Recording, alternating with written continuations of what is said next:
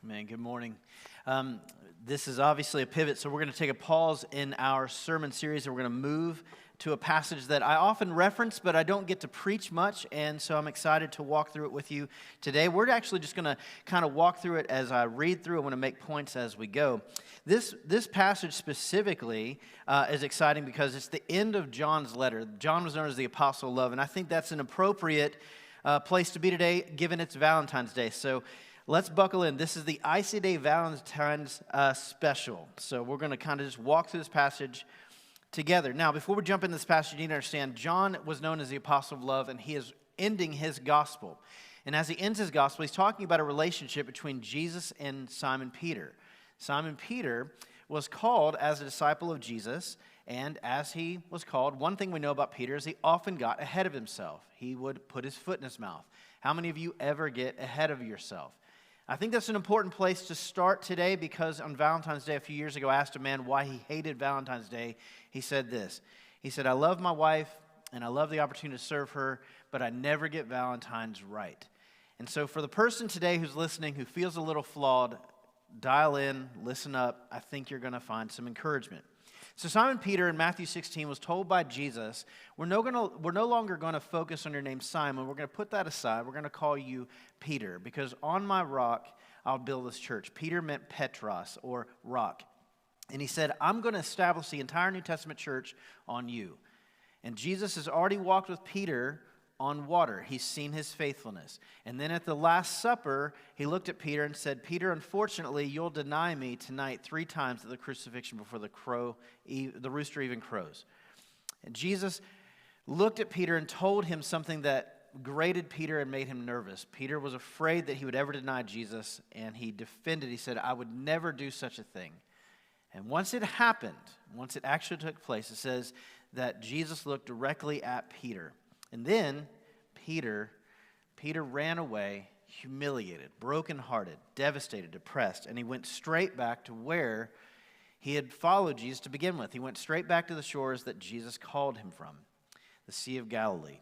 And this is where our story picks up. He has gone back to the Sea of Galilee. This is after the crucifixion, after the resurrection of Jesus. And John writes about an exchange between Jesus and Peter. And he says this, afterward, Jesus appeared again to his disciples by the Sea of Tiberias, or the Sea of Galilee, same body of water. It happened this way, that Simon Peter, Thomas called Didymus, Nathanael and Cana in Galilee, the sons of Zebedee, the 2 other disciples were together. And Peter said, I'm going fishing. And they said, we'll go with you. So they went out onto the boat, and they got in that night and caught nothing. Early in the morning, Jesus stood on the shore, but the disciples did not realize that it was Jesus. He called out to them, friends, haven't you any fish? No, they answered. He said, throw your net over the right side of the boat, and you will find some. When they did, they were unable to haul in the net because there was such a large number of fish. The disciple that Jesus loved, that's John, who's writing this, said to Peter, it is the Lord. As soon as Simon Peter heard him say this, it is the Lord, he wrapped himself in his outer garment because he had taken it off and jumped into the water. The other disciples followed in the boat, towing a net full of fish. For they were not far from the shore, about 100 yards. When they landed, they saw a fire, burning coals, fish on it, and some bread. Jesus said, bring some of the fish you have just caught. So Simon Peter climbed back aboard, dragged the net ashore, for it was full of large fish, 153, but even the net was not torn. And Jesus said to them, come and have some breakfast. I want to pause here for a second. I want to tell you what's going on. This is amazing. Everything we just read is pretty cool. So Simon Peter is in a boat leading the other disciples who followed him in humiliation away from his denial of Jesus back to fishing. So they're like, we don't know what to do with our lives now. Jesus is dead, so we'll follow our leader, Peter. And he's like, well, I'm going right back to where I started. I'm going to fish again. And then he takes them out, and in the middle of the night, this man who's a master of these waters, he knows the Sea of Galilee, can't even catch anything on his own. He can't even fish without the help of Jesus. The next morning, Jesus says, throw it over the right side. They haul in a load so heavy that they can't even put it in the boat, and it doesn't break the net, but more than they had ever dreamed about catching. Jesus shows that Peter, even in the places where he's most skilled, the places where he feels least flawed, depends on the power and the provision of Jesus. And so, just like Peter, when John looks at him and says, I think that's Jesus who's calling to us, Peter jumps over the side of the boat and goes running to him. This is the second time that Peter has left a boat for Jesus to run after him. I kind of wonder if he jumped over the boat hoping that he'd walk on water again, but he doesn't. And he runs as fast as he can. They're not far from the shore to get to the shore to be with Jesus. And Jesus kind of stops him, kind of like Peter's always getting ahead of himself. Peter stops and says, hey, go back, get the fish, and bring it to me. So Peter jumps back in the boat. He never had to leave the boat in the first place, grabs the fish and brings it to Jesus so that Jesus can cook them breakfast. Can I ask you a question? How many of you get ahead of yourself? And how many of you, the reason you feel flawed in the way that you love others is because you get ahead of yourself? Have a tendency to just get a little excited and run ahead of what, instead of just taking your time and following the Lord through the process. I can identify. And so, I think Peter can identify, and I think it's why John highlights it here, that Peter jumps out of the boat, runs, but yet finds himself dragging that in alongside everyone else. He never needed to leave, but it just pronounces who Peter is. He's incredibly human. He's incredibly flawed. He's just like you and me. So then it says that Jesus said to them, come and have breakfast. None of the disciples dared ask who he was because they knew who he was. Jesus came and took bread and gave it to them and did the same to the fish. This was now the third time that Jesus had appeared to his disciples after he had raised from the dead. And here's the power of the exchange that John wants to highlight for us this morning. When they had finished eating, Jesus said to Simon Peter, Simon, son of John, do you truly love me more than these? I find it interesting because if you go back and you read Matthew 16, I encourage you to do so, Jesus specifically told Peter, we're no longer going to go by Simon. I'm going to take that name, I'm going to put it aside. I'm going to put it aside because I want to focus on who I really made you to be, and that was Peter. But here, Jesus calls him Simon, and I've always wondered why. I'm going to tell you why. It's because Peter, in his humiliation, in his depression, in his own guilt, because he's denied Jesus, Jesus speaks to him in the only name that he'll hear. How many of you have ever been so low that the only name that God can get your attention with is by reminding you of your old ways? How many of you have ever been so low that God has to call you by your old name just so you'll hear him, just so you'll pay attention, so you'll turn and give him your ear? So Peter doesn't hear Peter, he hears Simon, and inside he's like, oh, it's true. I'm not the Apostle Peter. I'm not the rock on which the New Testament church will be built. I'm not good enough for that. I'm just flawed. I'm just failed. I'm just human like I thought. I'm worse than that. I'm just now a failed fisherman who can't even fish without his help.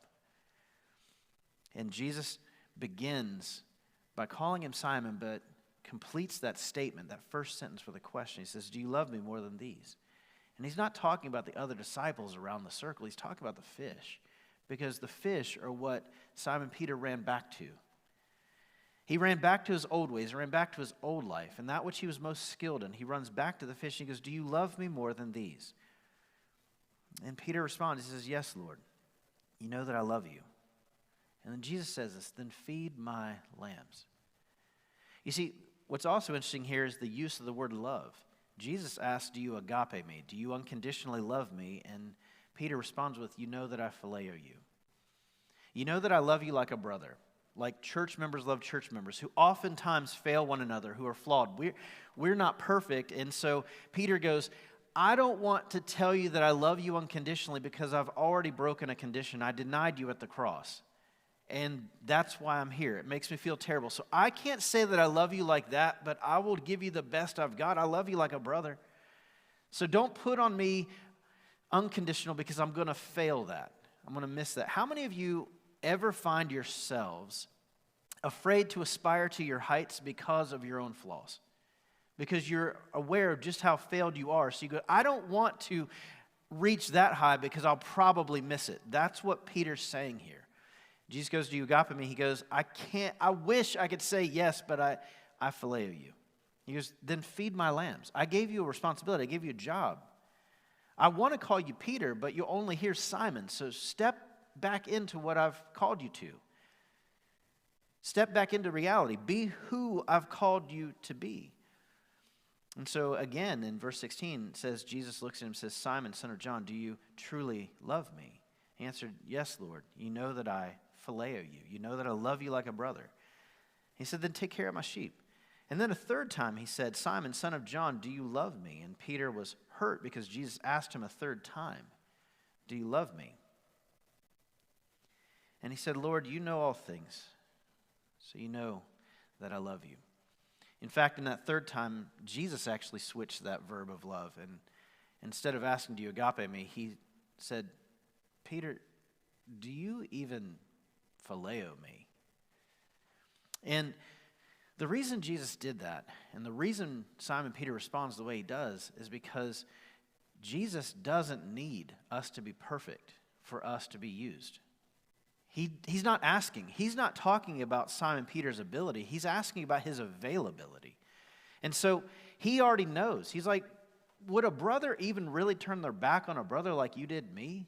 And he's really calling him out, but he's also saying, but I don't care. I made you for an intentional purpose. I love you, and I am going to utilize you. So it's not about your flaws, Peter. It's about my faithfulness. I just want to know if you're available and if you trust me. And so he looks at him and says, you know all things, God. Jesus said, feed my sheep. I tell you the truth. When you were younger, you dressed yourself and went where you wanted. But when you're old, you will stretch out your hands and someone else will dress you and lead you where you do not want to go. Jesus said this is to indicate the kind of death that Peter would most glorify God. And he said to him, follow me. Verse 20, Peter turned and saw the disciple whom Jesus loved was following them. And he said, what about him? What about John? Jesus answered, he said, if I want him to remain alive until I return, what is it to you? You must follow me. I'm not asking about anybody else. I'm asking about you, Peter. Are you available? Jesus answered, verse 23, John writes, because of this, the rumor spread among the brothers that this disciple, John, would not die. But Jesus did not say that he would not die. He only said, if I want him to remain alive until I return, what is it to you? Verse 24, John pronounces himself. He says, I'm the one writing this. He says, this is the disciple who testifies to these things, who wrote them down. I'm the disciple that Jesus loved. It's me, John. And we know that his testimony is true. And the reason I'm mentioning these last two verses, verse 24 and 25, the very last thing he writes in his gospel, it's because of this. He says, Jesus did many other things as well. If every one of them were written down, I suppose that even the whole world would not have room for the books that could be written about what Jesus accomplished.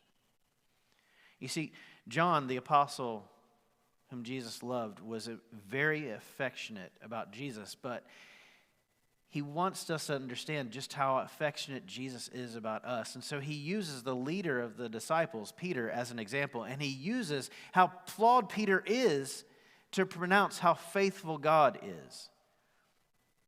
If you're curious today how to best love those in your life and how to snuggle up next to your Valentine today and really show your Valentine what true love looks like, if you want to show your Valentine the love you have for them and the love that they deserve, then I want you to understand this verse. It's not about your flaws, it's about his faithfulness. And our love seems most genuine when we are most grateful. Our love is most pronounced when we recognize what he did for us and just what they mean in our lives. When we recognize they still love us graciously despite our flaws, our love seems most powerful, most genuine, when we are most grateful. So today, I hope that whoever it is you call Valentine feels loved today. But more than that, today, I hope that you feel loved. And it's out of the love that he had for you, you seek to love others. So Father, this morning, we love you. We thank you. We thank you for John's reminder that our flaws don't determine your faithfulness. Our flaws don't determine our capacity in this world for ministry. Your faithfulness is the only stipulation in our availability to trust you is our key to success. Father, today we love you. We thank you for Jesus. We thank you for his love for us. It's in his name we ask these things. Amen.